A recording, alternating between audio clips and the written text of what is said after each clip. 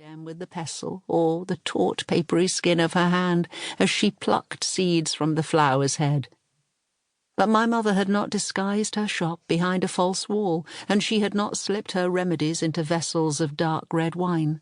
She'd had no need to hide. The tinctures she dispensed were meant only for good, soothing the raw, tender parts of a new mother, or bringing menses upon a barren wife. Thus she filled her register pages with the most benign of herbal remedies. They would raise no suspicion. On my register pages I wrote things such as nettle and hyssop and amaranth, yes, but also remedies more sinister, nightshade and hellebore, and arsenic. Beneath the inkstrokes of my register hid betrayal, anguish, and dark secrets. Secrets about the vigorous young man who suffered an ailing heart on the eve of his wedding, or how it came to pass that a healthy new father fell victim to a sudden fever. My register laid it all bare. These were not weak hearts and fevers at all, but thorn apple juice and nightshade slipped into wines and pies by cunning women whose names now stained my register. Oh, but if only the register told my own secret, the truth about how this all began. For I had documented every victim in these pages, all but one, Frederick. The sharp black lines of his name defaced only my sullen heart, my scarred womb. I gently closed the register, for I had no use of it tonight, and returned my attention to the letter. What worried me so?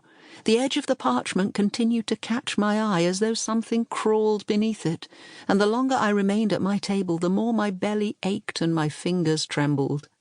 In the distance, beyond the walls of the shop, the bells on a carriage sounded frighteningly similar to the chains on a constable's belt. But I assured myself that the bailiffs would not come tonight, just as they had not come for the last 2 decades.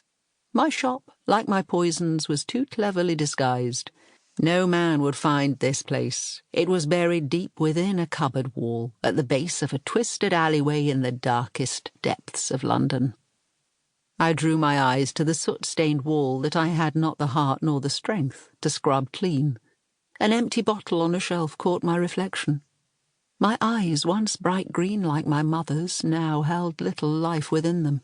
My cheeks, too, once flushed with vitality, were sallow and sunken. I had the appearance of a ghost, much older than my 41 years of age. Tenderly I began to rub the round bone in my left wrist, swollen with heat like a stone left in the fire and forgotten. The discomfort in my joints had crawled through my body for years. It had grown so severe. I lived not a waking hour without pain. Every poison I dispensed brought a new wave of it upon me. Some evenings my fingers were so distended and stiff I felt sure the skin would split open and expose what lay underneath. Killing and secret-keeping had done this to me. It had begun to rot me from the inside out, and something inside meant to tear me open. At once the air grew stagnant, and smoke began to curl into the low stone ceiling of my hidden room. The candle was nearly spent, and soon the laudanum drops would wrap me in their heavy warmth. Night had long ago fallen, and she would arrive in just a few hours, the woman whose name I would add to my register, and whose mystery I would begin to unravel, no matter the unease it brewed inside of me. Chapter 2. Caroline. Present day. Monday. I wasn't supposed to be in London alone. Celebratory anniversary trips are meant for 2, not 1. Yet as I stepped out of the hotel into the bright light of a summer afternoon in London, the empty space next to me said otherwise. Today, our 10th wedding anniversary. James and I should have been together, making our way to the London Eye, the observation wheel overlooking the River Thames. We'd booked a nighttime ride in a VIP capsule, replete with a bottle of sparkling wine and a private host. For weeks, I'd imagined the dimly lit capsule swaying under the starry sky, our laughter punctuated only by the clinking of our champagne glasses and the touching of our lips.